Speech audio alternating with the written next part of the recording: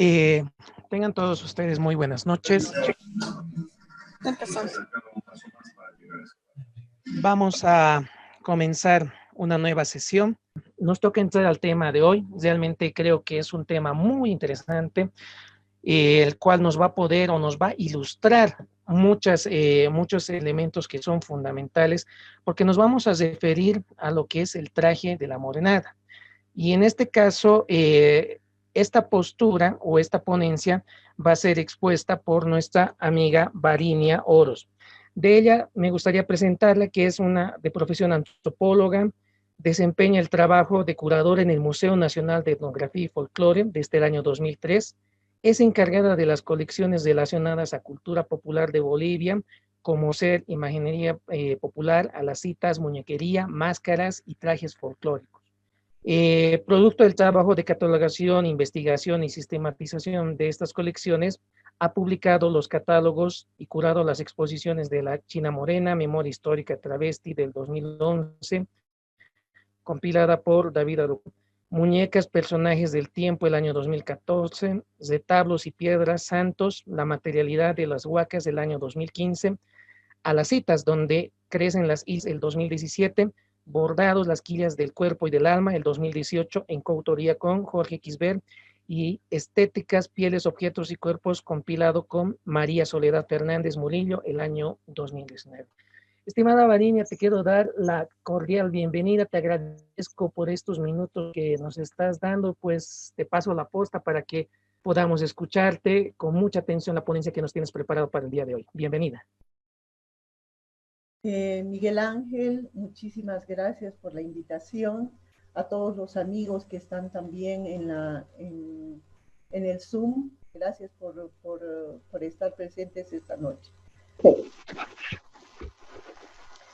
Antes de ingresar en el tema de los trajes bordados, creo que es necesario hacer una revisión de lo que entiendo yo por sagrado en los Andes, para poder entender su relación con determinados objetos, en este caso los trajes bordados, pues no se trata de un accesorio más o un disfraz que se use en el momento de la fiesta.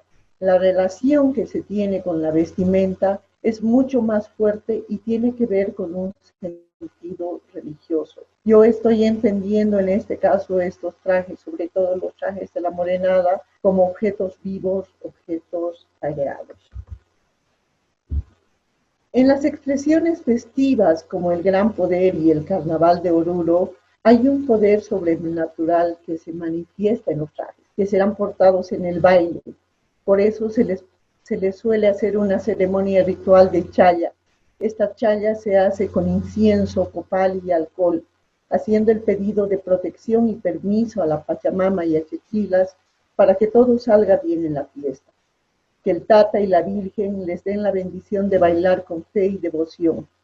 Según el bordador Jorge Quisbert de la comunidad de Chimuni de la provincia de Aroma de la ciudad de La Paz, los pasantes suelen realizar una huilancha para rociar los trajes con la sangre del animal sacrificado. La intención de esta huilancha es para que luego de bailar varios días, el traje y el baile te dejen tranquilo y no quedar como en un insomnio de baile y uno quiera seguir bailando. A la chaya de estos trajes le precede el vestir las imágenes de los santos en Oruro, con el caso de la Virgen de la Candelaria, imágenes que en realidad son de propiedad de los pasantes. Y en la ciudad de La Paz se viste al Señor Jesús del Gran Poder en su capilla. Esta tarea es realizada por los pasantes, mujeres y devotas. En la chaya de la ciudad de Oruro, a la Virgen se le ofrece rezos, incienso y copal, al igual que a los trajes vestidos. Ambos reciben el mismo tratamiento sagrado y se les pide permiso y protección para el uso, que se hará durante los días que dura la fiesta. Partiendo de este ritual, se puede deducir, por un lado, que la ofrenda de sangre implicaría un acto mitológico dirigido a controlar y de este modo apropiarse del ánimo del animal sacrificado, vinculado al flujo de la sangre fresca que brota del cuerpo del animal sacrificado. Asimismo, el acto de vestir o darle de comer son actividades claves para formar una persona o jarca. Cohabitar con ellas y de este modo hacerles parte del grupo, como afirma Denisard. Es posible entonces que los fraternos se muevan de manera relación con los entornos y con otros integrantes. En este caso, lo sagrado como las huacas, achachilas, Pachamama, Virgen del Socavón y Jesús del Gran Poder, y los objetos como los trajes. Entre estos, de alguna manera, se produce conexiones entre todo este movimiento de energía y vida, a lo que Ingold llama sinestesia. Para el investigador de Munther, sería un vivir que no es otra cosa que un devenir de la relación con otros, un dar forma y ser formado, un criar y dejarse criar. Los humanos se mueven constantemente bajo sus propios impulsos, pero también se mueven y conmueven con los contextos o entornos, con otros seres, cosas, paisajes, etc. Esta concepción tendría eco en el sentir y la palabra quechua que indica la fuerza vital o principal que anima la creación. Se trata de la voz kamaken o alma, pues dice que no solo los hombres poseían su kamaken, sino también las momias de los antepasados, los animales y ciertos objetos animados como los cerros, piedras o huaki. Kamak quiere decir hacedor. A cada objeto le corresponde una fuerza primordial, un doble que lo animaba. Los términos kamai y kamak, kamasa, en sus raíces verbales se traducen como ánima, dándole un valor múltiple, es decir, la transmisión de fuerza vital, un mantenimiento y una protección a la persona o cosa de la cual se beneficia. Este mismo kamaken es el que poseen los trajes. Por ello es importante hacer toda esta ceremonia de permiso y protección en la chaya para que el traje no afecte al bailarín, que quede atrapado en este sueño del baile del que nos hablaba Isber. El traje entonces pasa a ser un objeto provisto de vida, no en forma metafórica o simbólica, sino más bien desde la praxis de convivencia, es decir, desde la vida social del traje. Por tanto, la vida es concebida como la ontología relacional del estando vivo, que se caracteriza por las dinámicas de relación que se producen entre sus integrantes, cosas, seres, entornos, ambientes, como diferentes líneas de vida que se desenvuelven continuamente relacionadas entre sí, en medio de esta ecología sintiente. En los Andes, la imagen y la palabra son elementos particularmente complejos. Para expresar esta complejidad existía una voz quechua denominada kelka. En esencia, kelka sabemos que quiere decir también escribir, bordar, registrar estadísticamente, pero nosotros vamos a utilizar o entender esta palabra como que expresa lo representado, que lo representado es una presencia. Es importante subrayar que esta expresión tiene un carácter representativo y presentativo que reviste este concepto, pues una cosa no es solo lo que representa, sino es la cosa misma. Así pues, las huacas no son simples objetos a ser observados. La imagen es su vestimenta, su cara cortada, su prenda, su keika, que la viste para adquirir el poder y la belleza de la misma huaca. En el caso de los trajes festivos, no solo es el material de elaboración, como los hilos metálicos plateados o dorados, sino también la iconografía o imágenes que estos portan, como el katari, arcoíris, entre otros que nosotros vamos a ver más adelante. Son pues la imagen, kelka y la presencia indiscutible de las huacas, son estos trajes con agencia tan poderosa que es capaz de transformar la ausencia en presencia. Para entender mejor esta lógica, he puesto yo acá un sermón del siglo XIX en el que se reprende a los hechiceros y a los que hacen supersticiones y ritos vanos, dice, ¿no? Es un documento de 1584. Este documento dice: mas decidme, Padre, ¿cómo nos decís que no adoremos ídolos ni huacas? Pues los cristianos adoran las imágenes que están pintadas y hechas de palo o metal, y las besan y se hinchan de rodillas delante de ellas, y se dan en los pechos y hablan con ellas. ¿Estas no son huacas también como las nuestras? Hijos míos, muy diferente cosa es la que hacen los cristianos y lo que hacéis vosotros.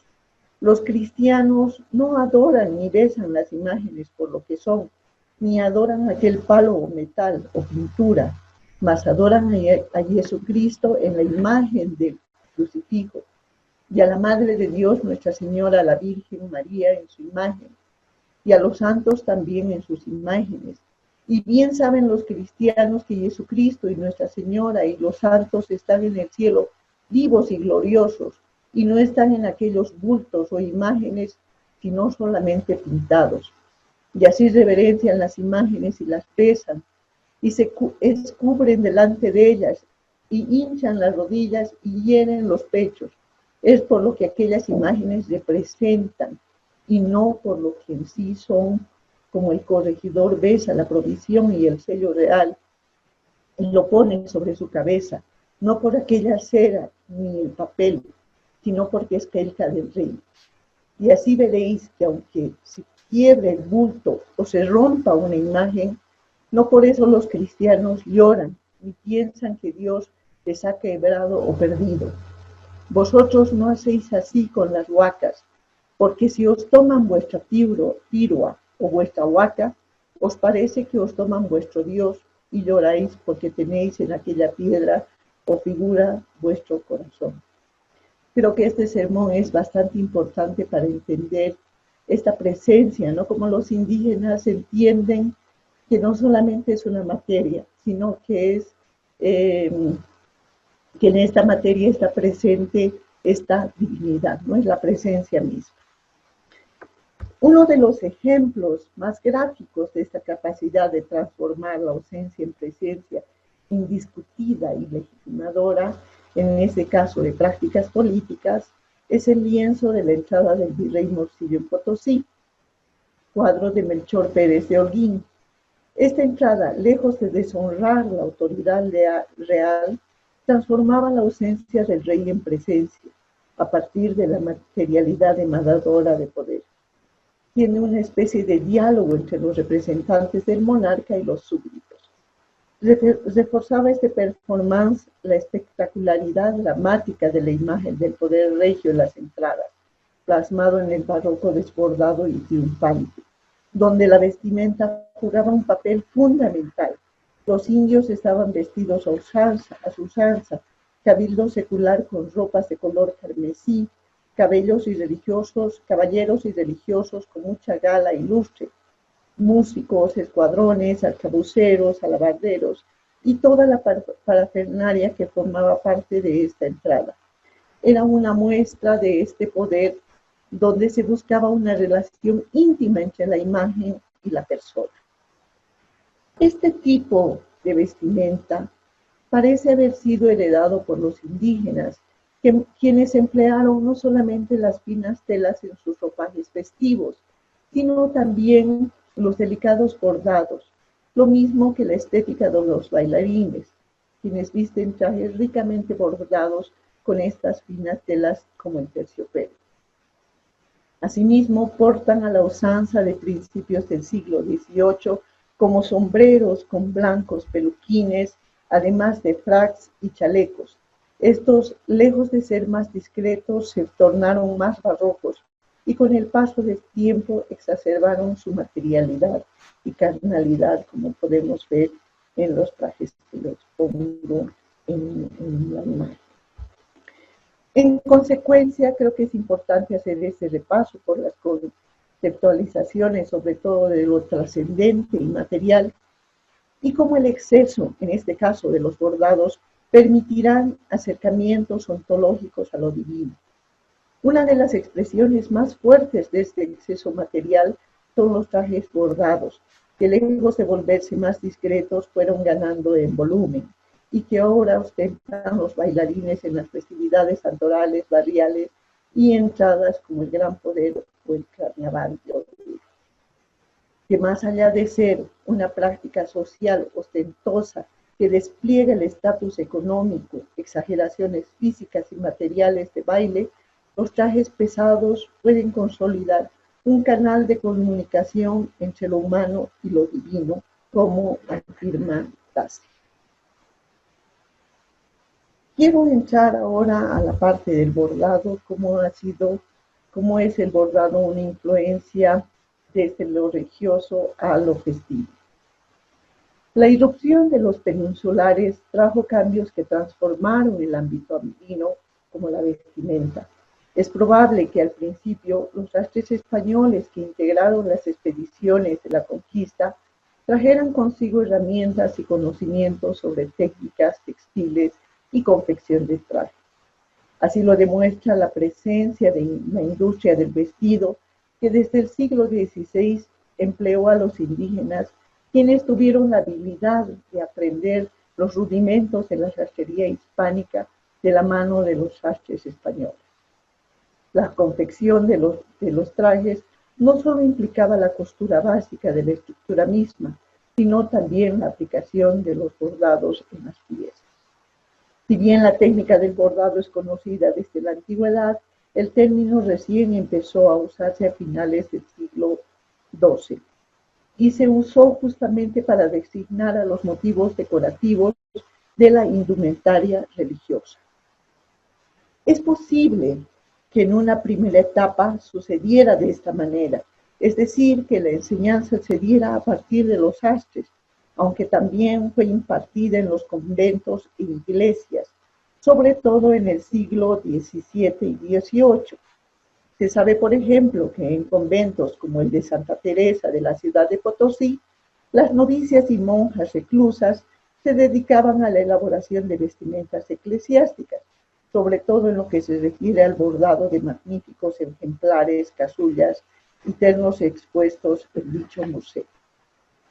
Uno de los ejemplos más claros de adopción de esta técnica del bordado de influencia colonial para el siglo XIX se da en la comunidad de San Francisco de Arichaca.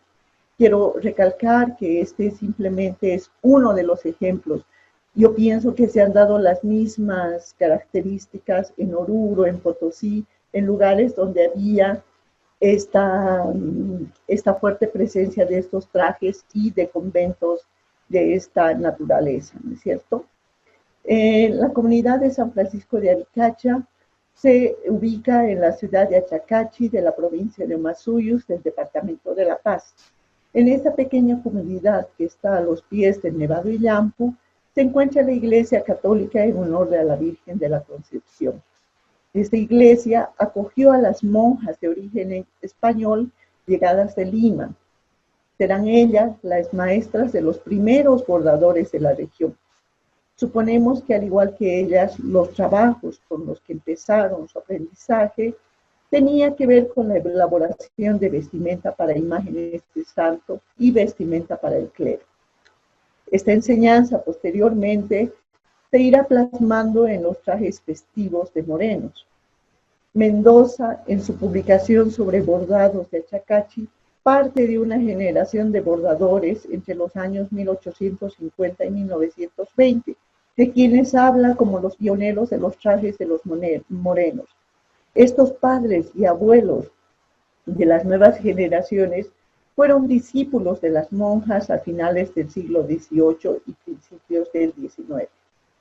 Esta es la técnica del bordado en bastidor que brevemente se detalla a continuación. El bordado en bastidor tiene una de las características fundamentales que tiene una estructura de palos y listones, como ustedes pueden ver en ambas imágenes, ¿no? Ahí se tensa la tela para bordar. Hay de diferentes tipos, como los circulares portátiles y los que tienen patas a manera de una mesa. El bastidor no puede ir sobre una mesa, ya que tiene que estar libre tanto en la parte superior como inferior para la ejecución del bordado. Entonces, por lo general, se apoyan simplemente a los extremos como se ve en la imagen. Este tipo de bordado también se caracteriza por el empleo de hilos metálicos, que podían ser estos de oro y de plata. Estos jamás se enhebran y no atraviesan la tela, permaneciendo extendidos sobre el diseño de cartón o lana a bordar. Como ustedes pueden ver en la imagen, los hilos van envueltos en esta broca, esta de acá, que estoy mostrando el cursor. El hilo va envuelto allá y simplemente va en la parte superior este hilo, jamás atraviesa la tela. Entonces, por eso no se puede enhebrar, como decíamos, ¿no? Este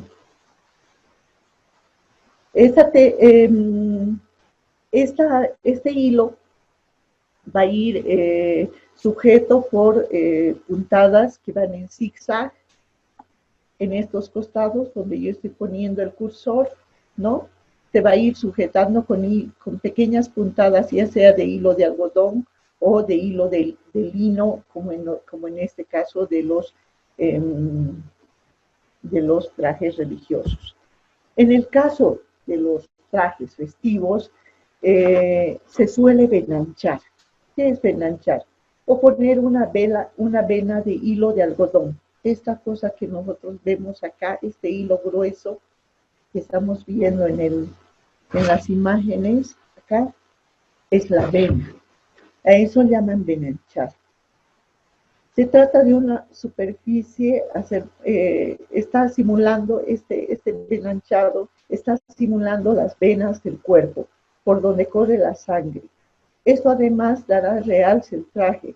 Por ello, como indica el bordador Jorge Quisber, con el que he trabajado yo, cuando se comienza un bordado, él me decía, nosotros le hablamos, le chayamos, le ofrecemos hojas de coca, como si se tratara de una persona, ¿no? Hacen esta relación con el bordado. Entonces, el reto de la creatividad en los Andes consiste en lograr la dimensión de corazón y mente, que se exprese también en el objeto.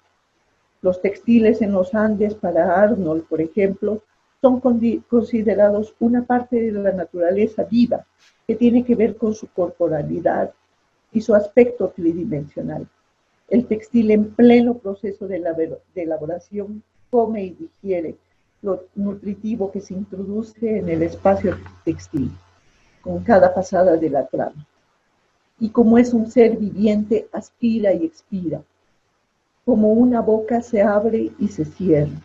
En el caso de los bordados, como veremos más adelante, este se va armando como un cuerpo vivo.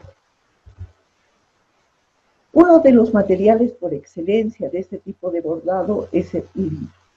El hilo son estos hilos, como les había mencionado, que antes eran de oro y de plata, con muy baja aleación, ya que en su composición tienen también cobre. Estos también varían de acuerdo al entorchado o el total.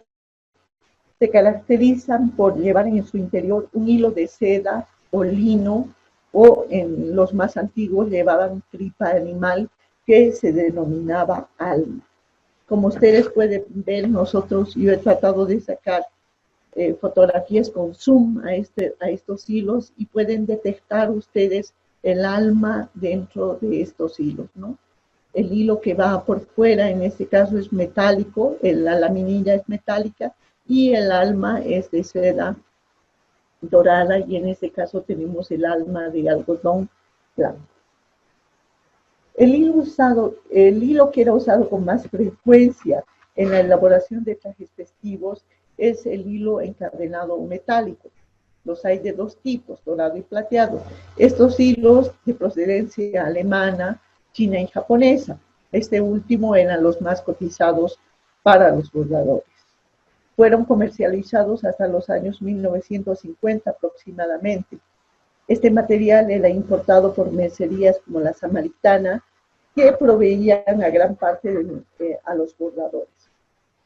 Por otro lado, es importante mencionar que, al igual que sus antecesores, este hilo también era provisto de alma en esta fibra de lino que les acabo de mencionar, ¿no? Ahora el hilo que se utiliza es el hilo entrepino, que ya no es un hilo metálico, sino más bien es un hilo de nylon, y lo mismo el alma también es de hilo de nylon, pero esta característica sigue perviviendo, ¿no?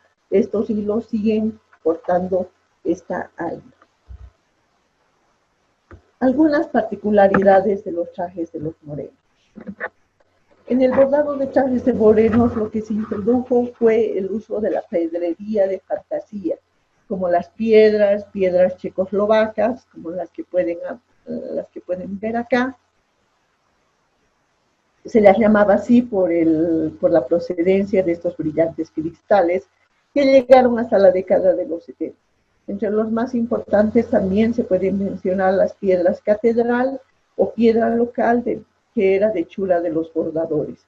Esta piedra me parece súper importante porque a la falta de material de estas piedras checoslovacas, después de la Segunda Guerra Mundial, entre 1939 y 1945, los bordadores fabricaron sus propias piedras que eran de vidrios de las iglesias, por eso se las llama piedras catedral. Y como pueden ver ustedes, en la parte trasera se les ponía una especie de chapa de alcohol, de latas de alcohol o de aceite, y con esto es que sacaban pues este tipo de piedras y conservaban obviamente más brillo que las otras.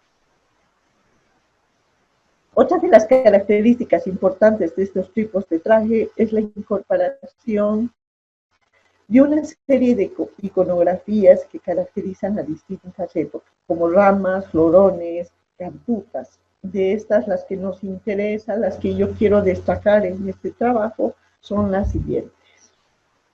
Es básicamente la presencia del Catari, que en Aymara se denomina serpiente, Asiru y Amaro en quechua, y en la época colonial es conocida como dragón alado. Este es un símbolo mítico andino como amazónico, asimilada también por los incas. Para los Guanacotas, el mundo de abajo estaba habitado por una serpiente gigante cuyo deslizamiento producía movimientos sísmicos.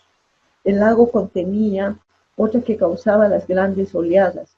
Este fue el animal mítico venerado como Huaca. Su arquetipo fue representado en la astronomía de Tiahuanaco por una constelación llamada Cataripaca, o serpiente brillante, considerada patrona de los suicidios, que se convertía en arcoíris. Esta es equivalente al dragón europeo y es intermediaria de los tres mundos, el de abajo, el terrestre y el de arriba. Existen esculturas en piedra prehispánicas que incluyen serpientes conocidas como el estilo Asiruni. Estas han sido estudiadas también como el estilo Mocachi o Yayamama por Brouman, Chávez, Janusek y demás arqueólogos. Basado en una iconografía zoomorfa y mitológica asociada a esferas terrestres y acuáticas, que incluía imágenes serpenteantes de peces. Por otro lado, estas formas zoomorfas de cataris y serpientes aparecen en la época colonial en algunos ejemplares de querus provenientes del lago Titicaca. Si bien hay pocos de estos, queda un cofre de madera que se encuentra en la Casa Murillo, que es la que quiero mostrarles, que está pintada justamente con esta técnica del queru que hago mención, y en este cofre de tipo colonial aparecen estas serpientes aladas, como pueden ver aquí en la parte inferior donde está el cursor, en forma de dragón, ¿no? Según para Holguín, por ejemplo, es sinónimo de dragón, y Guamán Poma también lo dibuja como un dragón y encima pone la palabra sierpe. Como ustedes pueden ver en la imagen de al lado, donde estoy con el cursor, aparece también este dragón al lado y pone la palabra sierpe o serpiente al lado. De manera que no se trata de un verdadero dragón, sino de la forma que los indígenas creían que tenían las grandes serpientes del Antisuyo. Asimismo, se habla de la presencia de esta imagen en Santiago de Ocola, a orillas del lago Titicaca. En el caso de los trajes festivos, yo he visto que es muy frecuente encontrar la presencia de dragones. Como ustedes pueden ver, estas piezas, estos trajes son bastante antiguos y hay la presencia de este personaje que yo creo que no es otra cosa que Katari, ¿no? Muchos de los bordadores, incluido don Jorge Quisper, me decía, esta es una presencia asiática, ¿no? Lo relacionan a una presencia desde los años 70, pero por estas indagaciones que yo he hecho, este animal mítico aparece pues mucho más antes, incluso en los trajes.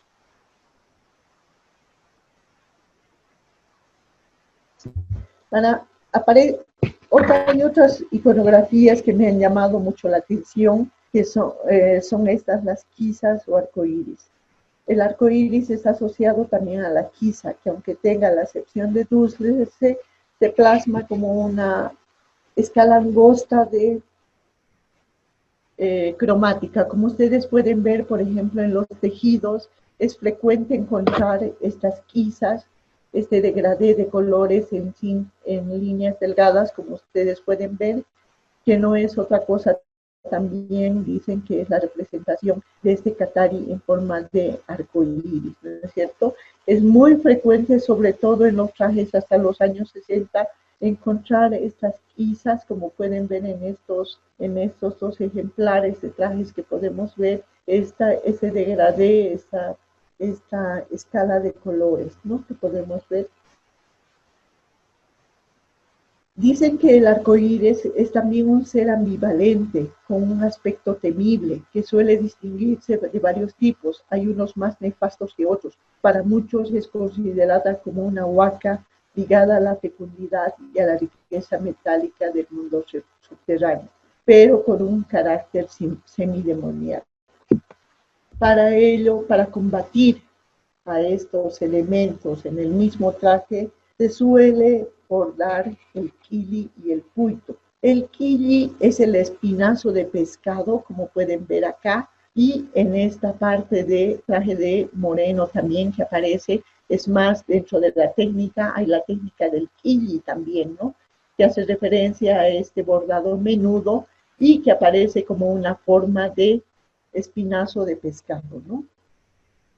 Esta iconografía, al igual que el puito, tiene puntas y aristas, ¿no? Estas puntas que nosotros estamos viendo acá, este es el puito, son figuras triangulares o romboidales que aparecen también en los trajes, y esto es para protegerse justamente de este arco iris o de los mismos cataris que están presentes en los trajes, porque estas puntas pueden atravesar este cuerpo blando de la serpiente en forma de quiza o en forma de arcoíris, dicen, ¿no? Entonces es por eso importante protegerse con estas puntas. De hecho, muchos en nuestras casas también ponemos cuchillos como una forma de protección a estos seres malvados, ¿no? Como una defensa como una forma de defensa.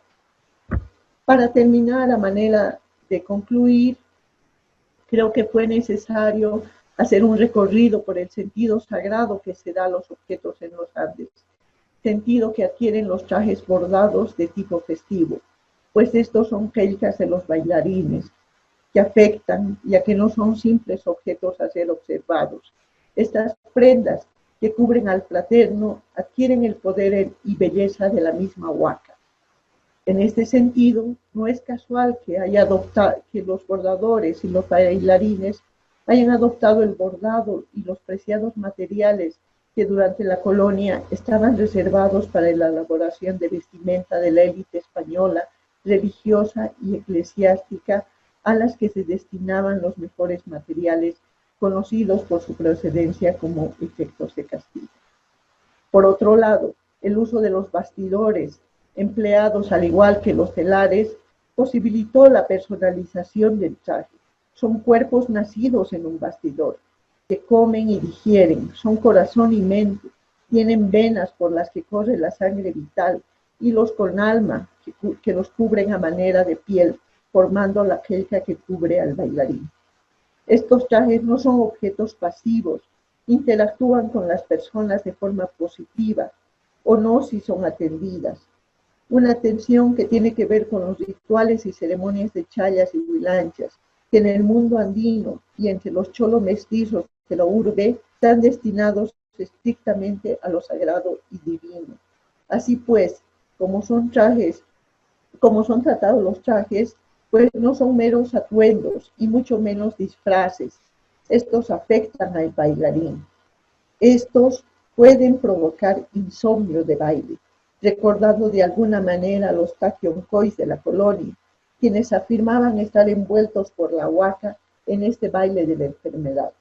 Si bien hoy en día las complejas ceremonias de huilancha fueron reemplazadas por las yayas con abundante cerveza, no dejan de tener el mismo sentido y profundidad que las anteriores. No solo el material es importante en los trajes, la iconografía que presentan estos acompaña esta concepción de concebir el traje como algo sagrado, elementos que hábilmente fueron introducidos por los bordadores locales. En ellos se plasma este mundo plagado de deidades. Así pues, se revela un catari en forma de dragón alado, desechando así la idea de que este personaje tenga estrictamente que ver con el dragón matín asiático. Catari, considerado huaca, y por ser centellante muchas veces es asociado al arco iris, este mismo arco iris de cuerpo blando con quizas que une el mundo de arriba con el de abajo en un abrazo y que es considerado benigno como maligno. Por ello, para protegerse de él es necesario llevar ciertos elementos como el quilli y puito, que tienen punta para atravesar el cuerpo de la serpiente en forma de arco iris. Todos estos elementos presentes en los bordados e iconografía de los trajes no hacen otra cosa que reforzar la idea de quelca en estas huacas que envuelven a los fieles. Muchísimas gracias. Muchas gracias, estimada Varini. Ha sido importante, ¿no? Hemos visto desde otro punto de vista el tema de los trajes. Hemos hecho referencia a los trajes de la morenada. Bueno, mira, yo tengo algunas dudas y luego ya vamos, como siempre, empezando a abrir los comentarios y participaciones. En el estudio que vienes haciendo y en la experiencia que tienes, cuando has trabajado el estado del arte o el estado de situación, tal vez en el tema de bordados, ¿cómo encuentras este estado de situación en general a nivel nacional de estudios que hagan referencia al bordado? Y tal vez si es que has tenido algún acercamiento al tema de producción en términos del análisis del bordado en los trajes folclóricos de Oruro, por ejemplo. Sí, mira, lo que yo he ido viendo en este tema de los bordados, lastimosamente no he encontrado mucha bibliografía al trabajo del bordado como tal, ¿no? Sí hay una vasta bibliografía en lo que hace a los trajes de tipo religioso, no así a los trajes de tipo festivo. Incluso en los trajes de tipo religioso, la bibliografía que yo he encontrado es bibliografía más que todo de afuera, ¿no? Bibliografía del exterior. En el caso de los trajes de Oruro, yo lamentablemente no he encontrado bibliografía. Sí, en el caso de La Paz hay una producción un poco más fuerte desde el Ministerio de Culturas y David Mendoza, quien menciono también en el trabajo, es una de las personas que ha trabajado más en este tema. Y cuando se habla del bordado también, o sea, no he visto que se entre tan a profundidad también, ¿no? Sí hay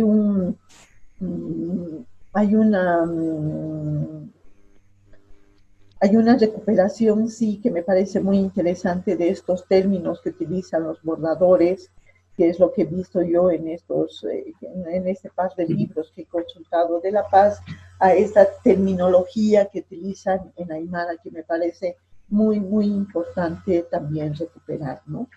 En ese sentido, entonces, no he visto este trabajo. Es más, cuando yo he hecho el trabajo con don Jorge Quisper, él es bordador de la zona de Achacachi, por eso he hecho hincapié también en decir que este simplemente es uno de los ejemplos, ¿no?, de bordado. Me imagino que en Oruro puede ser que haya otro tipo de procesos, incluso en Potosí, donde hay una larga data de bordar, ¿no es cierto? Entonces, me parece importante hacer estas otras pesquisas en estas otras ciudades también, ¿no? Este es uno de los ejemplos nada más, ¿no? Sí, me parece importante resaltar lo que estás señalando y eso en general para todas las personas que nos siguen. Y si alguien tiene conocimiento también sería muy lindo que lo compartamos acá. Coincido en que los trabajos, cuando uno hace el estado del arte para entrar al tema de bordado, es muy reducido, ¿no? Es caso, yo de hecho, y un poco contrastando justamente con el tema de Oruro, debo decir que el único trabajo que yo he podido encontrar es el de Carlos Delgado Murillo, que dicho sea de paso, él nos ha solicitado participar y estamos esperando que él también se manifieste para presentar su ponencia por el tema de la morenada específicamente, pero yo he encontrado hoy revisando el archivo que él tiene algunos trabajos sobre el bordado, ¿no? O sea, me parece que son algunos elementos, si vale el término, iniciales para empezar a profundizar un estudio del bordado. A mí me llama la atención este elemento, ¿no? O sea, no hay mucho trabajo sobre bordado. Y ahí viene la otra cuestionante. El bordado en sí ha sido una técnica que ha sido parte de nuestros pueblos, o es que podríamos decir que ha sido algo que ha venido con el proceso de colonización desde tu punto de vista. No, mira, tenemos nosotros datos de que el bordado era parte también de nuestros pueblos, no era una técnica totalmente desconocida. Sí, el bordado en bastidor, por supuesto. Sí, el bordado con este tipo de hilos metálicos. Pero tenemos ejemplos, por ejemplo, de tejidos prehispánicos donde hay la intervención de bordado, está el uso de la aguja y el hilo, donde se hacen ciertas aplicaciones de bordado a los tejidos. Por eso también me parece importante hacer esas ligazones con tender como una especie de puentes con contextos arqueológicos, ¿no? Para ver si realmente estas técnicas eran ajenas, no eran ajenas. Entonces, por eso creo que es importante también, por eso hablo también de cómo es concebido los tejidos en el área andina, para hacer esta analogía también con el bastidor, ¿no? Sí, ahí como dato complementario, no sé si, bueno, si tienes alguna opinión lo compartimos, si no seguimos en la conversación. Encuentro en este texto al cual hacías referencia que habría, aquí creo que va por el lado que tú dices, una antecedentes con los urus, ¿no? Dice a ver, los urus descendientes de la cultura huancarani, y ha mostrado, según este trabajo, algunas técnicas que están vinculadas al tema del bordado. Entonces, ahí hay un punto de vista. No sé si has tenido algún acercamiento, por ejemplo, con la cultura huancarani en el trabajo que has hecho. No, lamentablemente no. Me he tratado de centrar básicamente en todo lo que ha sido el bordado ya desde la época colonial, como han visto, ¿no? O sea, como este bordado de los que se empleaba para hacer trajes religiosos ha pasado para los festivos. Es simplemente un guiño que he hecho yo con haciendo esta analogía con los tejidos de tipo andino, pero no precisamente con los urus. Sé, como te digo, que hay este antecedente sobre bordados en tejidos, ¿no? Entonces yo creo que no es una técnica del todo ajena para nosotros, ¿no? Uh-huh, uh-huh. Otro tema que es importante, creo que aquí ya un poco entra incluso el tema etnográfico, Es justamente esta relación que mencionas, ¿no? Que la has expuesto ahora y que la he notado en tu libro, entre el traje, la persona y la divinidad. Y creo que es un dato bien relevante, ¿no? Has señalado incluso algunos ejemplos interesantes, pero no sé si nos puedes relatar más desde tu vivencia, desde el trabajo de campo tal vez que has realizado, estas manifestaciones de esa comunión o relación entre persona, traje y divinidad, ¿no? O sea, cómo se vive, cómo se palpa esta relación, porque y yo te comento, y claro, y todos los que en algún momento estamos inmiscuidos en la danza, es muy cierto esta conexión que tú dices con la chaya, no solo con la chaya, sino con la bendición también en las festividades, muchas festividades, en el caso del Carnaval de Oruro como vivencia personal, y yo te comento que con un grupo de amigos, y en realidad no solo con un grupo de amigos, sino hay la tradición en todos o en muchos danzarines de llevar el traje a hacerlo bendecir al santuario, ¿no? Entonces, yo me ponía a pensar el momento que tú nos contabas esta relación, realmente ese momento de conexión con lo que aparentemente solo es materia, ¿no? Se pareciera a primera instancia, sí es algo bonito, estéticamente se va bien, pero es cierto, hay una conexión innegable con tu traje, con tus botas, con tu bordado. Entonces, ¿cómo lo has ido experimentando en el trabajo que tienes? Sí, a mí la verdad es uno de los temas que me ha sorprendido más. Por eso yo lo trato, yo muestro estos trajes como también trajes de tipo divino, ¿no? Para mí son realmente, tienen el mismo valor, por eso he puesto a la par de cómo se viste, por ejemplo, cómo se cambia la vestimenta al Tata en La Paz y cómo se visten las imágenes religiosas, en este caso de la Virgen de la Candelaria en Oruro. Nos ha tocado, por ejemplo, ir justamente a una preentrada, pero un viernes en la noche en la ciudad de Oruro se hacía justamente en esa fotografía que yo mostré, que es de la fraternidad de la Frate, justamente, que estaban chayando sus trajes de diablos, ¿no? Y a la par, después, antes de chayar los trajes, se vistió a la Virgen, se hizo toda una ceremonia de coa, se bendijo, se tomó té con té, pero ambos tuvieron el mismo tratamiento, es decir, el traje de la Virgen y la vestimenta que iba a ser portada para la entrada del carnaval. Y lo mismo pues sucede en la ciudad de La Paz. Por eso mismo, el hecho mismo de nombrar a tu traje como traje y no como disfraz, le tienes mucho respeto a esta cosa que te vas a poner, ¿no? Y el dato que me daba Jorge Quisber, por ejemplo, me decía, nosotros tenemos que chayar fuerte porque no tenemos que después ahí quedarnos atrapados en el traje, porque el traje es muy fuerte.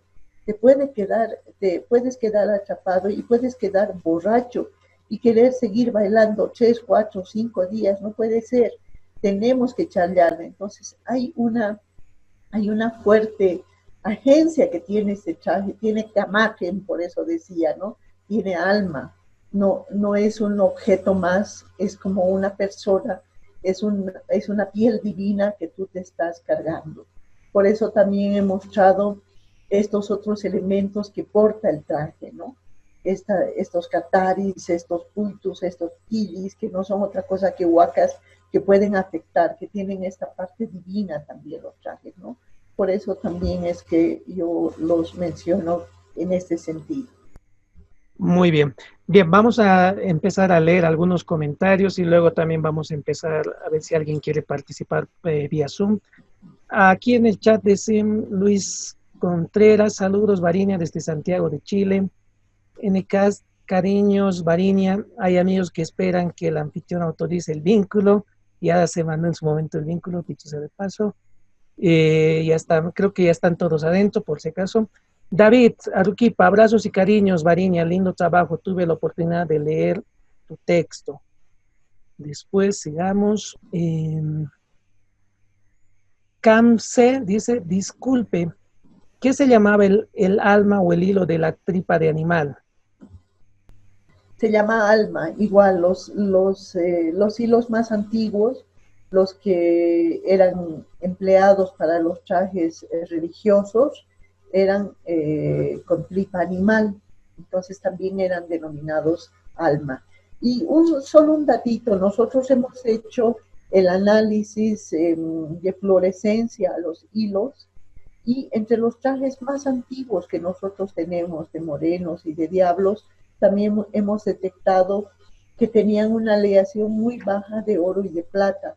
Es decir, que los mismos hilos que se utilizaban para los trajes religiosos, en principio se estaban utilizando también para los trajes festivos, ¿no? Y la iconografía, sobre todo en los trajes de los diablos, es muy, muy parecida a la iconografía que se plasmaba, por ejemplo, en los mantos de las vírgenes, ¿no? Hay mucha iconografía floral y demás, como ustedes van a poder ver también en el catálogo que hemos compartido en línea. Hay un traje de diablo verde, que es el que tiene estas características de metal que les digo, ¿no? Interesante dato. Sigamos. Bueno, NKS nos dice interesante exposición. Toshiba, qué buena exposición. Me encantaría tener el libro, Varinia. Igual, gracias. Pues haces referencia a un tema del que estoy escribiendo. Me gustó. El libro, bueno, ya lo compartimos, lo compartiste tú en Zelda, en el grupo de WhatsApp. Igual lo compartimos en el Facebook para que lo puedan descargar. De todas formas, sería bueno que nos digas o nos comentes dónde podíamos adquirir el libro, una versión física. Sí, la versión física está en el Museo Nacional de Etnografía en La Paz. También hay en la Fundación Cultural del BCB, el museo queda en Ingavi y Genaro San Ginés, y la fundación en la calle 6 de agosto y Fernando Huachay, en la ciudad de La Paz, por supuesto. Muy bien. Sigamos. David igual nos aclara el tema de que el libro está en línea. Igual aquí en casa. Zabal Zivik, muchas gracias por la exposición, Varinia. Después, Luis Arancibia. Según tradición oral de antiguos danzarines de la Morenada, en los años 60 los trajes de morenos para el carnaval de Oruro se los traía de Achacachi, por tener bordados finos, contrastando los datos que nos dio Varinia, que los achacacheños eran herederos de los bordados que hacían en la iglesia de la Concepción, para los trajes del clero que se mencionó. Sí, tengo entendido, bueno, que supuestamente Achacachi, bueno, proveía de estos trajes para el clero en La Paz, y algunas otras iglesias también. No estoy segura que estos trajes, yo no he investigado que estos trajes hayan sido llevados a Oruro para el carnaval. Yo creo que ahí habría que hacer una investigación un poco más fuerte sobre los bordadores también en Oruro. Nosotros hemos encontrado, yo por lo menos tengo algunas piezas bastante antiguas en el museo, donde tenemos bordados donde muestran, por ejemplo, el escudo de la ciudad de Oruro.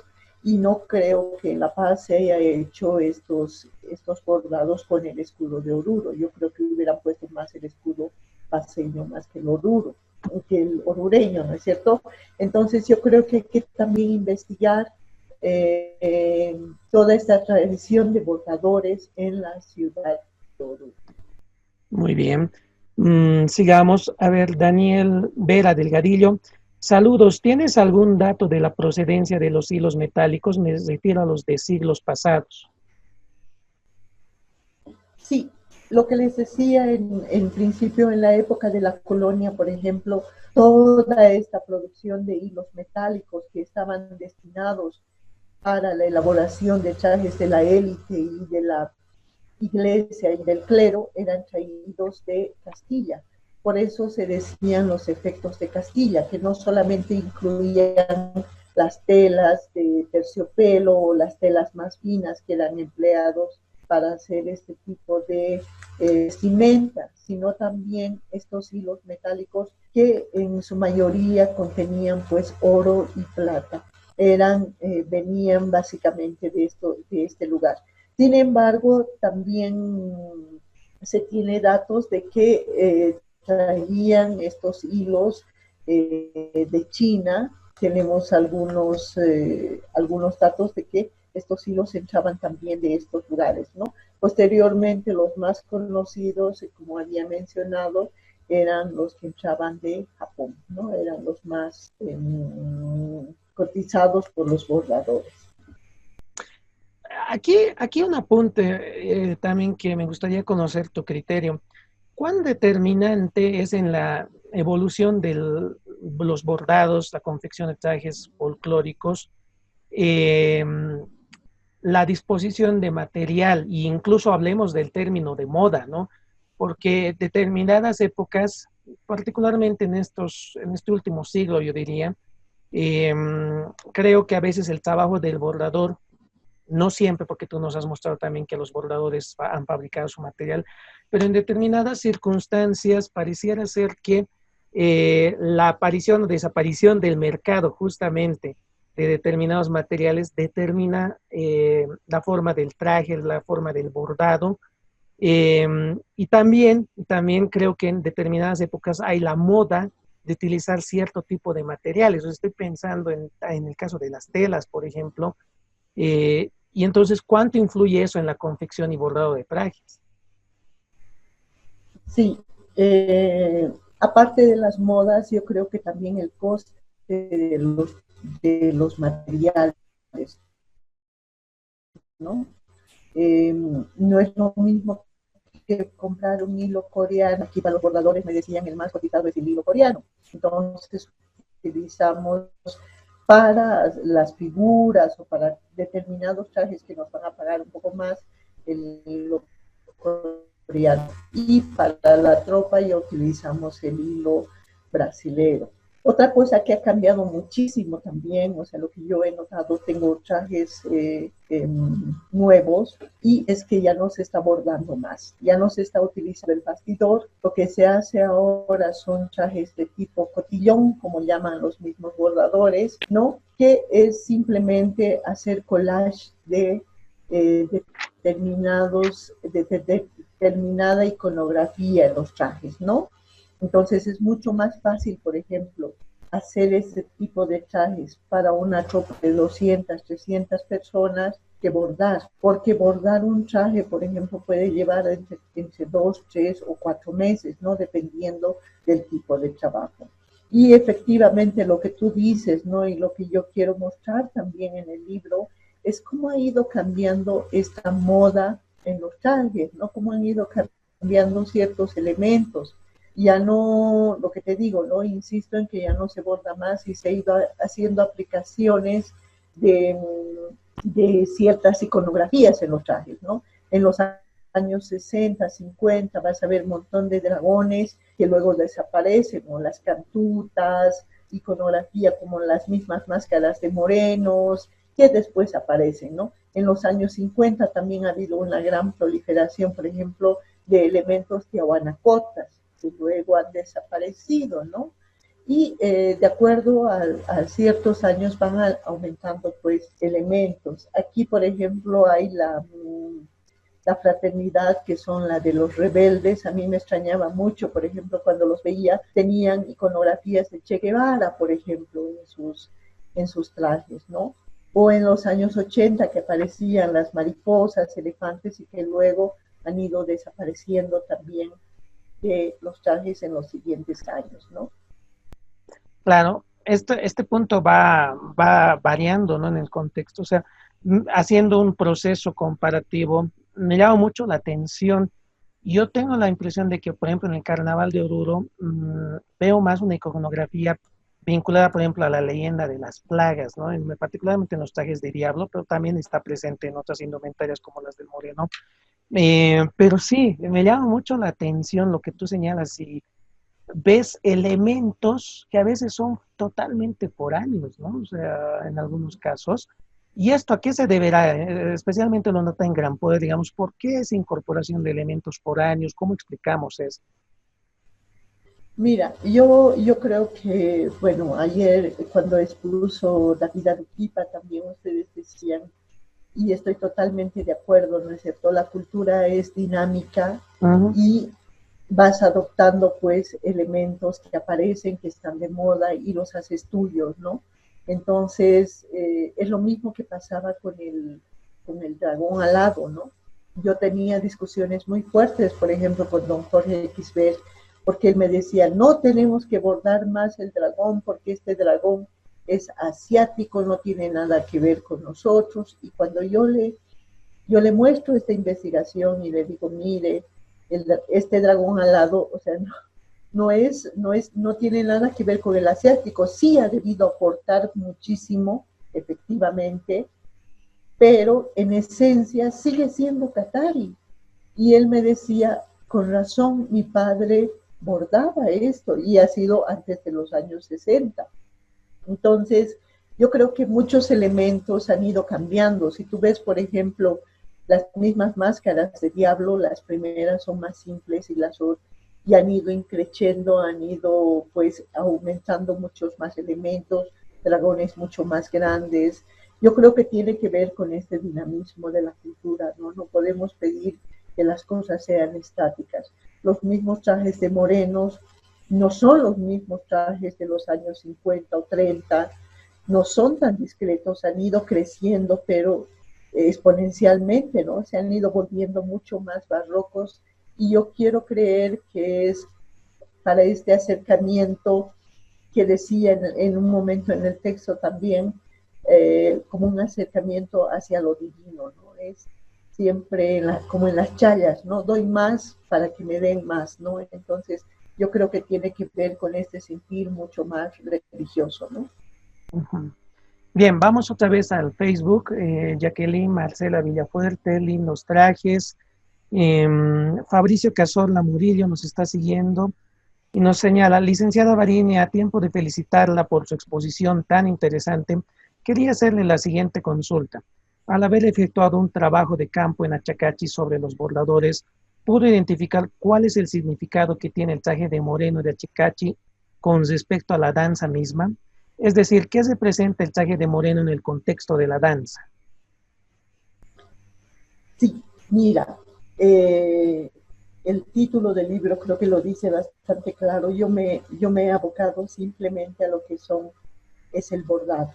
No he entrado al significado de la danza, no he querido ver esto, simplemente esta parte de la estructura, de la hechura del bordado, y un poco he ahondado en todo lo que es la iconografía. ¿Qué iconografía aparecía en estos trajes? ¿Qué material era usado? ¿De dónde venía este material? ¿Cuáles eran las técnicas? Esa ha sido mi preocupación básicamente en este trabajo. No así que significa en La Paz el baile de la morenada o en Oruro, ¿no? Entonces, lamentablemente yo no puedo responder esta pregunta, no he investigado en esta línea. Gracias, Mauricio, por seguir, por cierto. Gracias.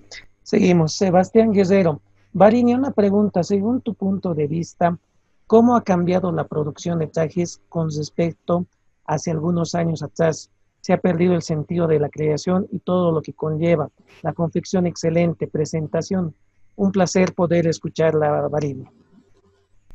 Sí, gracias, Sebastián. Mira, lo que les comentaba, ¿no? O sea, lamentablemente esa técnica del bordado en bastidor se está perdiendo. El mismo don Jorge me decía, por ejemplo, yo ya no puedo bordar porque me ha salido incluso una hernia de disco. Es muy, muy fregado bordar. Lo que les decía, ¿no? Un traje puede llevar de 3 a 4 meses en su elaboración, y no se puede hacer trajes bordados para tropas tan grandes, ¿no? Estamos hablando tanto en Oruro como en La Paz de tropas de 500, 400 personas, 200 bailarines. No se puede bordar para. Entonces, lo que se está optando es hacer estos trajes más de tipo cotillón collage, ¿no es cierto? Entonces, por ese lado, lastimosamente se está perdiendo esta técnica. Aquí está en la zona de los Andes, por ejemplo, hay una gran cantidad que se hacen llamar todavía bordadores, pero ya no utilizan pues esta técnica. ¿Qué hacen, por ejemplo? Ustedes van a poder ver y parecería bordado, Lo que se hace ahora con este hilo entrefino es simplemente envolver pequeñas tiras de cartón, las envuelven y las pegan como si estuvieran bordadas, pero no está bordado, o sea, para absolutamente nada. Se utiliza más la silicona, esta silicona caliente para pegar las piezas, y obviamente son piezas muy vistosas también, son muy lindas, pero ya no se está bordando lastimosamente. Gracias. Bien, ahora vamos a dar la palabra tras haber leído algunos comentarios que siguen llegando. Jimmy Calia también nos pide la palabra. Adelante, Jimmy. Hola, buenas noches, ¿se me escucha? Sí, sí, te escuchamos, adelante. Perfecto, muy buenas noches a todos. Marinia, querida, un gran saludo. Me encantó nuevamente poder escuchar tus palabras. He recordado un poquito todo. He tenido la suerte de poderte acompañar, tú lo sabes. He sido muy dichoso en ese aspecto. Y pues agradecerte, ¿no?, de manera pública el hecho de haber sentido esas cosas, esos vestuarios al ser tu modelo y también con la situación de. Muchísimas gracias por ello. Más allá de todo, quería hacer una pregunta que ha hecho Freddy Luis Maidana, que justamente habla respecto a la iconografía y todo eso en el estilo del bordado que se tiene. Cuando yo me pude colocar el vestuario que hay en el museo, tenía justamente esta iconografía de una especie de rosas. Y ahí va mi pregunta.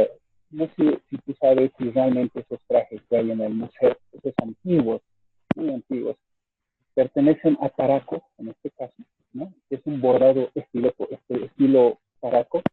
Y si ese es el caso, ¿cuál es el estilo orureño? ¿No? Si es que hay unas diferencias. Esa es mi primera pregunta. Y mi segunda, con la cual termino, es, ¿será que se ha perdido, Lavinia, el arte del bordado? ¿Será que se ha perdido el alma que justamente hablaste y que el bordador, cuando lo entrevistamos, hablaba de eso, ¿no? De que el vestuario tiene una vida. ¿Será que la cultura material en nuestro país ha muerto o se está muriendo? Si fuera así, ¿será que ahora lo que se ve en Oruro, lo que se ve en La Paz, etcétera, ya no son vestuarios, sino son meramente trajes? ¿Cuál es tu comentario respecto a mi segunda pregunta? Muchísimas gracias, un gran saludo a todos. Querido Jimmy, muchísimas gracias por tu pregunta y también, bueno, te mando cariños y comentarles un poquito que Jimmy nos ha colaborado, hemos sacado nosotros un video sobre este trabajo, sobre el trabajo que hemos hecho con don Jorge Quisper. Él ha seguido el paso a paso del bordado que hemos hecho pues en este taller. En relación a tu pregunta, me preguntas cuál es el estilo taraco, cuál es el estilo achacacheño. Lo que yo he visto, por ejemplo, en el museo, estos trajes que tenemos, los de estilo taraco, por ejemplo, he visto que tienen mucho bordado, o sea, no se caracterizan tanto por la pedrería como lo que utilizan, por ejemplo, en el sector de Achacachi. Los trajes del sector de Achacachi están plasmados, plagados de todo lo que es la pedrería de fantasía. Por eso, cuando les faltó, por ejemplo, las piedras checoslovacas, lo que les explicaba en algún momento, es que ellos empezaron a usar, por ejemplo, las piedras de tipo catedral, que eran de estas ventanas, ¿no es cierto? Esta es una de las características, pues, del estilo de este bordado. Y de los de taraco, lo que te vuelvo a mencionar, son básicamente algunos personajes, también la presencia de algunos personajes como el Achachitiscutiscu, este pequeño frac que he puesto, por ejemplo, en las diapositivas de la presentación, es de este estilo, ¿no? Y se caracterizan, como te digo, por los bordados, ¿no? Por la cantidad de bordados que hay en sus trajes. Y en relación a lo que tú dices de la vestimenta y traje, si no me equivoco, ¿cuál era cuál era cuál era esta diferencia, si no me equivoco, ¿no? Yo prefiero mencionar a estos como trajes, ¿no es cierto? Como algo, como una, que tiene también la misma acepción, yo creo que de vestimenta, no así de disfraz. Yo no quiero hablar de estos como disfraces, ¿no? Porque te estás poniendo algo para, eh, como algo de mofa, yo lo entiendo algo así, ¿no? Yo quiero entender esto como una cosa estrictamente sagrada, ¿no? Entonces son vestimentas o trajes que tienen básicamente este carácter, ¿no? No sé si he respondido la pregunta de Jimmy, cómo estaba, se escuchaba un poco entrecortado, la verdad. Sí. A ver, ya, vamos, a ver, Iván, ¿ya estás ahí? Iván me escribe y me dice que sí Hola, está dentro.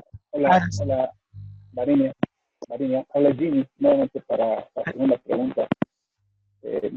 Perdón, si, de intromisión, ¿no? Breve, Mi breve. pregunta era si se perdió el arte del bordado, Varinia, si se perdió su alma, porque cuando antes se bordaba, justamente el señor que hace nuestra entrevista hablaba de que en el bordado, en la vena, en todo ese ritual del bordado que hacía, adquiría una alma, es su alma. ¿Será que se está perdiendo esa alma ahora que ya no es un bordado, sino se está haciendo más algo de cotillón? Y si fuese así, ya no sería un vestuario, sino sería un disfraz, decía, ¿no? Entonces estaría perdiendo la cultura material en Bolivia, porque ya no se estaría bordando. Esta es mi pregunta, ¿no?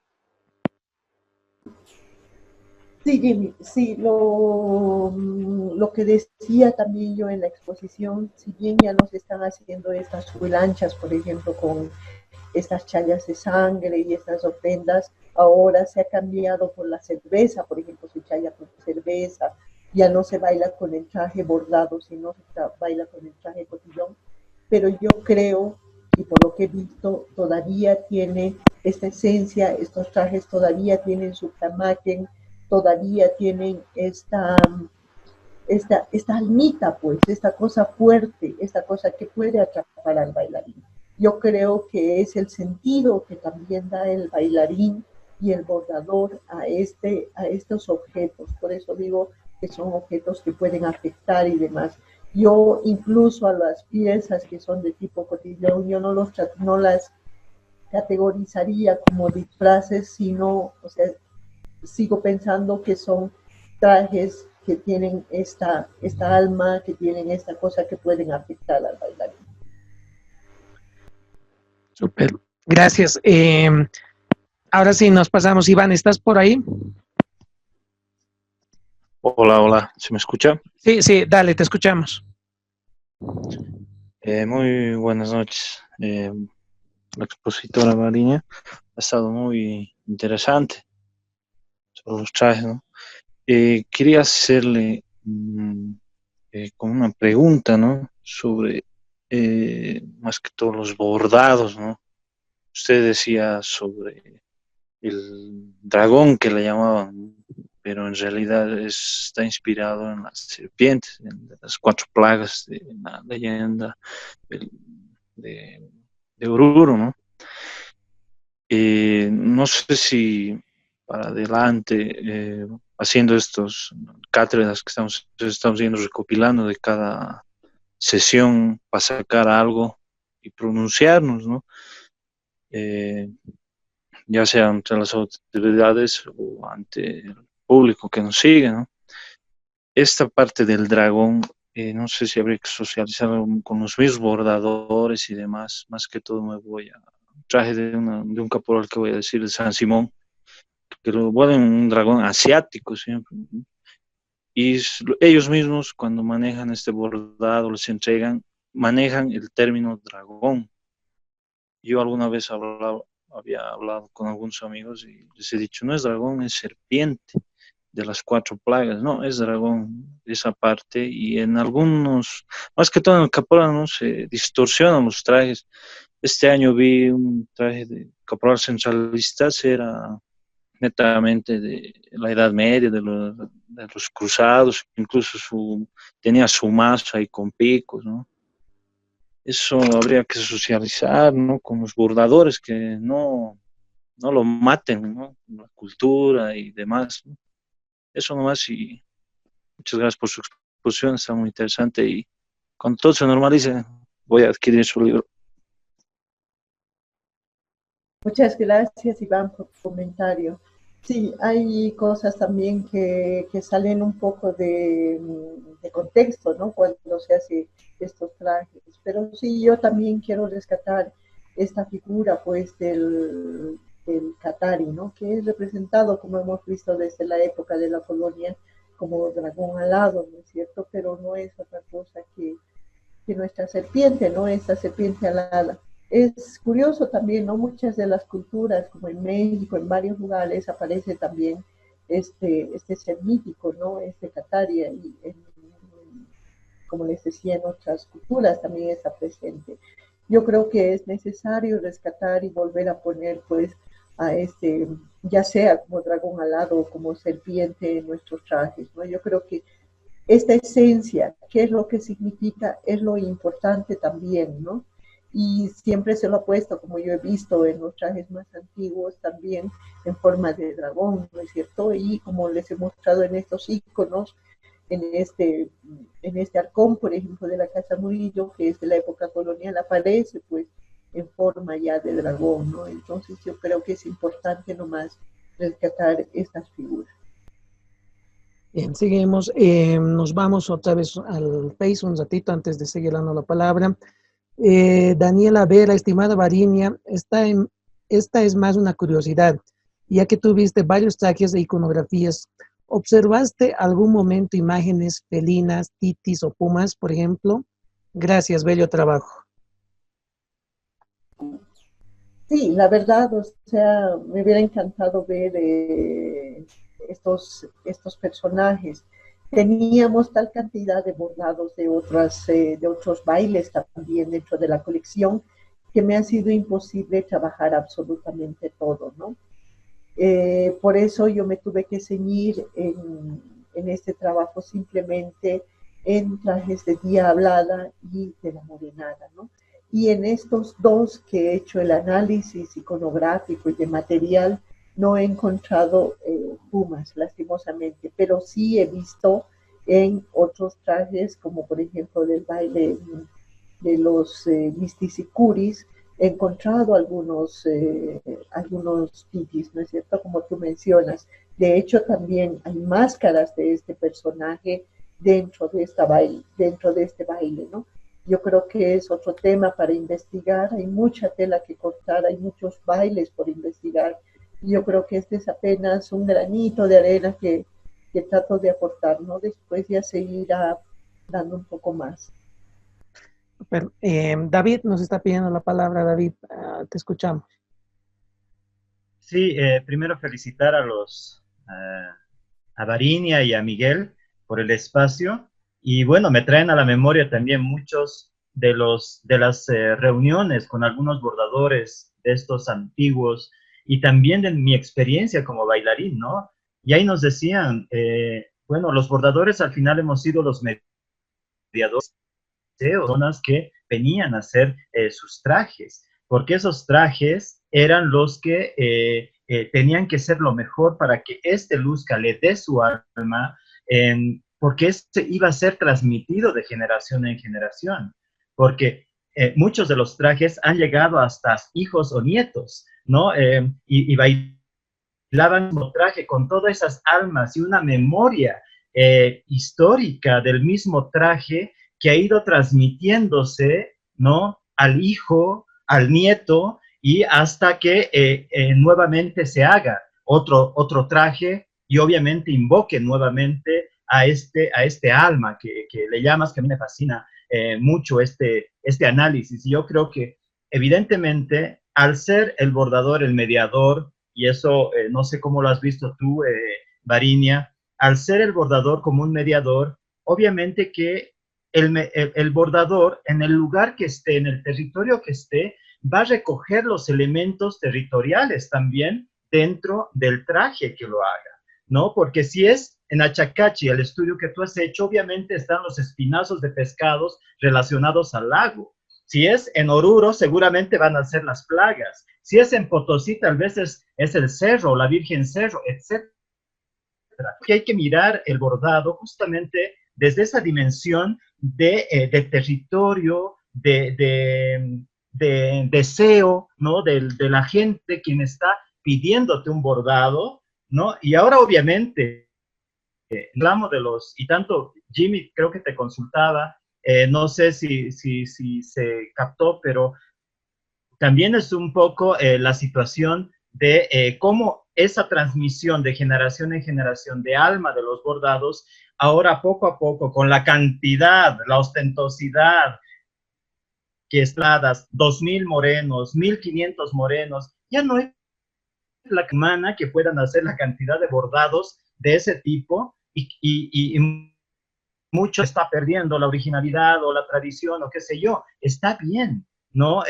Que haya ese reclamo, pero ¿cómo vamos a generar políticas públicas bordado se siga, ¿no? Materializando? Y no solamente reclamemos, porque hay ahí esa situación de, hay el temor, ¿no? De que estos bordados con esta alma que tú has encontrado se esté perdiendo por estas lógicas de ostentación y cambiar todos los años los trajes de morenos, de las distintas morenadas en todo el país, ¿no? No vamos a hablar solamente de Oruro o del Gran Poder, sino de todas las morenadas, porque hay una tendencia a ello. Todos los años traje y qué sé yo. ¿Cómo ves tú esa situación, Varinia?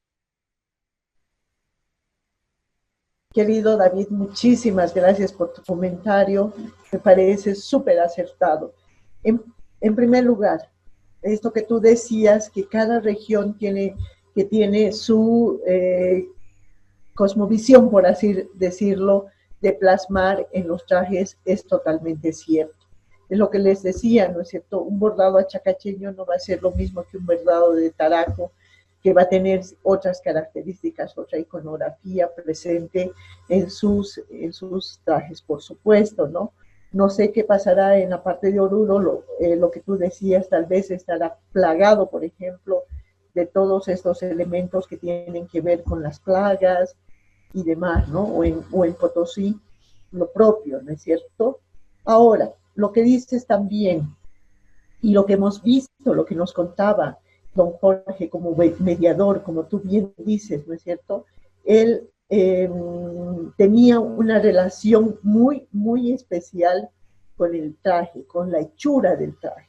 Por eso él decía, por ejemplo, que antes de empezar el traje, él pichaba a Coquita, le hablaba, le chayaba, tenía una relación casi de tú a tú con este bordado, ¿no es cierto? Y yo creo que pasaba lo mismo con sus padres o con sus abuelos. Esta relación de almita, de general, de ponerle, de hacer una persona, estás creando una persona en este bastidor. Yo creo que esta cosa sí se está perdiendo porque ya no hay esta técnica, por supuesto, ya no se está haciendo este tipo de bordados y se está haciendo una producción de tipo masiva con los trajes cotillones.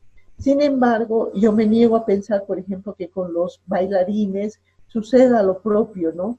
Cuando hablaba contigo, por ejemplo, yo sé que tienes una relación con tu traje, yo sé que tú le hablas, hay una cosa así como que también tienes miedo de quedar atrapado por tu traje, ¿no? Entonces yo creo que con los bailarines todavía hay esta relación súper fuerte de hasta divina, yo quiero pensar, con los trajes, ¿no es cierto? Puede ser que se esté haciendo de forma masiva, qué sé yo, pero todavía hay esta cuestión, ¿no? Y yo quiero seguir pensando en esto, ¿no? Cuando hablo contigo y me hablas de tu traje, que te atrapa y demás, o sea, yo creo que todavía se da. La segunda parte que me decías, la verdad no te ha agarrado bien, David, si me puedes volver a repetir, por favor. No, es que yo decía que toda esa magia, ¿no? De los trajes y todo aquello, parecería que se está perdiendo ahora con la cantidad de bailarines, por decirte, de fraternos, la nueva mirada también de enviar todos los años los trajes. No hay bordadores que sostengan esa cantidad para poder tener los trajes tradicionales mencionados. Y eso tampoco, yo digo, es perder lo tradicional a la modernidad, digamos, ¿no? A la cantidad ahora de elementos que dicen. Pero ¿cuál sería la estrategia para conservar de alguna manera estos dados con las técnicas que se han ido realizando estos primeros trajes? Esa era. Sí, mira, yo he visto, por ejemplo, grandes peleas con la Asociación de Conjuntos de Bordadores y la misma Asociación de Conjuntos Folclóricos de La Paz, que les decían, no, ustedes tienen que entrar con trajes bordados, no se les permite entrar con trajes tipo cotillón. Todos los años es esta misma pelea, pero como tú dices, no hay una estrategia para decir, bueno, entonces nosotros les vamos a dar un tiempo o que se vayan haciendo estos trajes bordados para 20 personas, para 30 personas, y que no haya esta cosa masiva, lo que tú dices, de ir cambiando de traje, por ejemplo, ¿no? Eso obliga, por ejemplo, a los bordadores a destripar muchos trajes del año pasado y utilizar estas piezas en los nuevos trajes, ¿no? Lo que se puede rescatar, por ejemplo, ¿no? Hacer pequeños arreglos y todo, porque no te olvides también que cuando bailas, sobre todo morenada, tú no te compras el traje, simplemente vas a alquilar este traje. Entonces, lo que hacen también los artesanos es hacer simplemente pequeños arreglos. ¿Cuál es la estrategia? Lo que estaban haciendo, por ejemplo, en el carnaval, en la entrada del Gran Poder, es confeccionar trajes para los bailarines principales, los que vayan a la cabeza, ¿no? Estos estaban exigiendo, por ejemplo, que lleven trajes bordados. Por lo menos la fraternidad de Eloy Salmón trata de hacer esto. Lo mismo los de Amaba, por ejemplo, ahí todavía bailan viejos bordadores con trajes totalmente bordados, ¿no es cierto? Y así sucesivamente otras fraternidades también intentan que por lo menos las figuras o las personas más importantes entren pues con estos trajes bordados. Pero yo creo que es difícil volver a bordar, volver al bastidor para tal cantidad de bailarines. Yo no lo veo realmente fácil y tampoco viable económicamente, porque alquilar un traje bordado es muchísimo más caro pues que alquilar un traje de tipo cotillón, ¿no? Bien, yo aquí la verdad me gustaría un poquito comentar la experiencia más desde el tema de la diablada, ¿no? En el Carnaval de Oruro, porque yo siento que no, si bien hay esta situación que tú estás dejando, Varinia, pero también veo que en muchos casos más bien los propios danzarines, y hablo específicamente de la diablada, eh, se tienen una conexión y un afán por hacer más bien lo más ostentoso en el buen sentido de la palabra, o sea, en el términos de bordado, sus trajes, ¿no? O sea, a veces uno está ahí constantemente con el bordador reuniéndose, que quiero esto, que esta figura, y ahí es cuando yo por lo menos estaba haciendo una comparación de los trajes de los diablos en los últimos 100 años, y pues ahí creo que en el traje de diablo no necesariamente se replica esto al 100%, no digo que no, porque el danzarín aquí juega un rol bien protagónico al ser también exigente en lo que desea en su traje, ¿no? Y en el caso de la diablada yo veo mucho que hay esta incorporación muy apegada al tema de la mitología, de la leyenda, de los gurús, y de que esto entre en el traje con diseños de diferentes maneras, lo cual también está involucrado al tema del dragón, que también se comenta en algunos trabajos de que esto ha ingresado, por ejemplo, por una emulación de la caja o de los sobres de los test Ornimans, ¿no? Que eso también es un dato relevante en el caso de Oruro particularmente. Y bueno, el otro tema que también habrá que ver, aunque no lo estamos planteando aquí, es el tema de las máscaras, que creo que es un fenómeno similar, que creo que se vive más en las morenadas, ¿no? Por la cantidad, a veces parece ser que en serie tienen que salir. Bien, a ver, sigamos. Marcus Flores nos pide la palabra, por favor, si puedes habilitar tu micrófono.